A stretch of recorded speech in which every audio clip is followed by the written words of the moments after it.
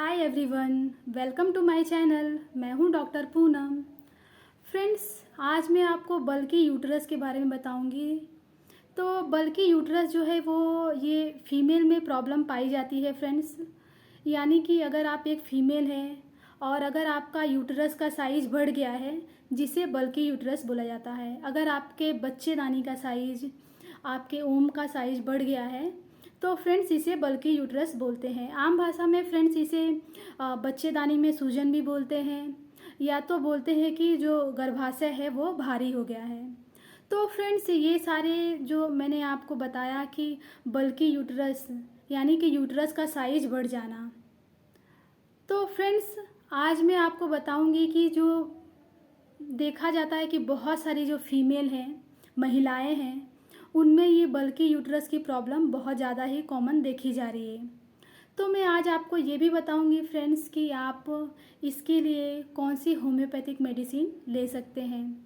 और अगर आपको बल्की यूट्रस की प्रॉब्लम है, यानी कि अगर आपका जो यूट्रस का साइज़ है नॉर्मल से ज़्यादा बढ़ गया है, तो आप उसके लिए कौन सी होम्योपैथिक मेडिसिन लेके ठीक कर सकते हैं। तो फ्रेंड्स सबसे पहले मैं आपको बता दूं कि जो दो मेन कॉज हैं, पहला है यूटेराइन फाइब्रॉइड, दूसरा है एडिनोमायोसिस। ये जो मेन कॉज है बल्कि यूटरस के। और दूसरा मैं आपको बता दूं फ्रेंड्स कि इस अगर आप अगर एक महिला हैं और अगर आपको बल्कि यूटरस की प्रॉब्लम है तो इसमें क्या क्या प्रॉब्लम आपको देखी जाती है। तो सबसे पहले मैं आपको बता दूं कि इसमें अक्सर देखा जाता है कि जो आपके मेंसेस है, यानी जो आपके साइकिल हैं वो इरेगुलर हो गए हैं। और दूसरा फ्रेंड्स मैं आपको ये भी बता दूं कि बैक एक की बहुत ज़्यादा प्रॉब्लम होती है और बॉडी पेन भी बहुत ही ज़्यादा होता है। और वाइट डिस्चार्ज भी देखा जाता है कि बहुत ही ज़्यादा होता है। और मैं आपको बता दूं कि जो पीरियड्स हैं वो इन बिट में, यानी कि पीरियड जो है वो आपको मंथली नहीं आकर बीच में ही आ जाते हैं और बहुत ही ज़्यादा हैवी ब्लीडिंग होती है। तो बल्कि यूट्रस में जो कॉमनली मैं बता रही हूँ देखा जाता है वो मैंने आपको बताया है। तो अब तक जितने भी मैंने पेशेंट क्योर किए हैं फ्रेंड्स बल्कि यूट्रस के, उसमें सबसे ज़्यादा हैवी ब्लीडिंग देखा है मैंने और वाइट डिस्चार्ज देखा है।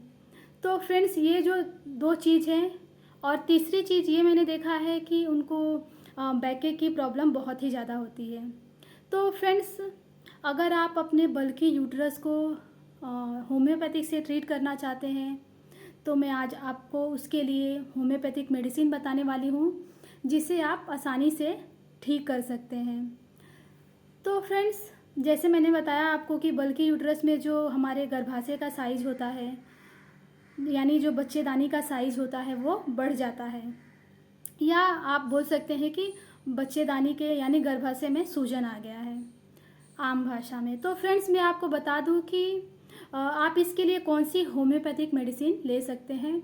तो फ्रेंड्स आप इसके लिए आप यहाँ पे देख सकते हैं अल्टारिस फेरोनिजा मदर टिंचर में आपको यूज करना है। मैं डिस्क्रिप्शन में मेडिसिन का नाम लिख दूंगी, आपको ये जो मेडिसिन है यूज करना है, मदर टिंचर है।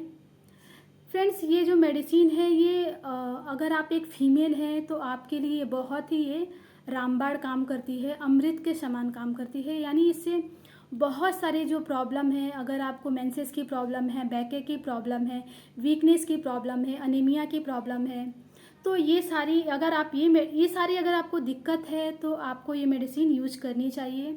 अगर आपको बल्कि यूट्रस की प्रॉब्लम है तो आप इस मेडिसिन का यूज कीजिए, अल्टारिस फेरोनोजा मदर टिंचर। तो फ्रेंड्स इसे आप यूज कर सकते हैं, दिन में 3 बार यूज कीजिए, 15 बूंद आधे कप पानी के साथ में।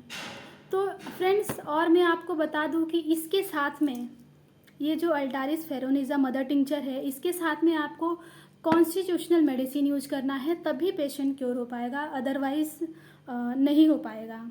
अगर आप कॉन्स्टिट्यूशनल मेडिसिन देते हैं, पेशेंट का केस हिस्ट्री लेते हैं, उसके बारे में पूरा उसके नेचर के बारे में जानते हैं, मेंटल और फिजिकल लेवल के बारे में जानते हैं, और फिर उसे आप होम्योपैथिक मेडिसिन कॉन्स्टिट्यूशनल प्रिस्क्राइब करते हैं, तो मैं आपको 100% श्योर हूँ कि पेशेंट ठीक हो जाता है बल्कि यूट्रस का।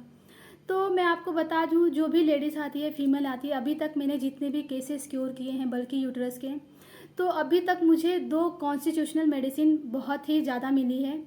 सबसे पहले है सेपिया 200 पोटेंसी में, और दूसरा है कलकेरिया कार्ब 200 पोटेंसी में। तो फ्रेंड्स, सेपिया मुझे ज़्यादा देखने को मिला है। मैंने जो सेपिया की जो पेशेंट होती हैं उनके में बल्कि यूट्रस के जो प्रॉब्लम मैंने ज़्यादा देखी है। तो फ्रेंड्स, मैं आपको बता दूं कि मैं जो कॉन्स्टिट्यूशनल मेडिसिन देती हूँ वो मैंने दिया है, यानी कि जो मैंने पेशेंट को दिया है, जो मैंने फीमेल को दिया है बल्कि यूट्रस की अगर उनको दिक्कत है, तो फ्रेंड्स सेपिया दिया है और कलकेरिया कार्ब दिया है। तो आप इस तरीके से अगर आप कॉन्स्टिट्यूशनल मेडिसिन साथ में देते हैं और साथ में ये अल्टारिस फेरोनिज़ा मदर टिंचर देते हैं, तो पेशेंट क्योर हो जाता है अगर बल्कि यूट्रस का पेशेंट है तो। फ्रेंड्स, मैं और एक बात बता दूं कि ज़रूरी नहीं कि सिर्फ सेपिया और कलकेरिया कार्ब ही हो वो पेशेंट। हो सकता है वो पेशेंट सबाइना भी हो सकता है, या अदर मेडिसिन भी हो सकती है। वो केस हिस्ट्री लेने के बाद पता चलता है। तो मैं आपको यही कहूँगी कि आप जो भी बल्कि यूट्रस की महिला है, जिसको बल्कि यूट्रस की प्रॉब्लम है, आप उसे कॉन्स्टिट्यूशनल मेडिसिन दीजिए और साथ में आप इसे अल्टारिस फेरोनिज़ा मदर टिंचर भी दे सकते हैं। तो बहुत ही अच्छा रिज़ल्ट देखने को मिलता है। तो फ्रेंड्स, आज मैंने आपको बल्कि यूट्रस के बारे में बताया। आपको कैसा लगा मुझे कमेंट्स कीजिएगा, और अच्छा लगा तो वीडियो शेयर और लाइक कीजिएगा। Thank you.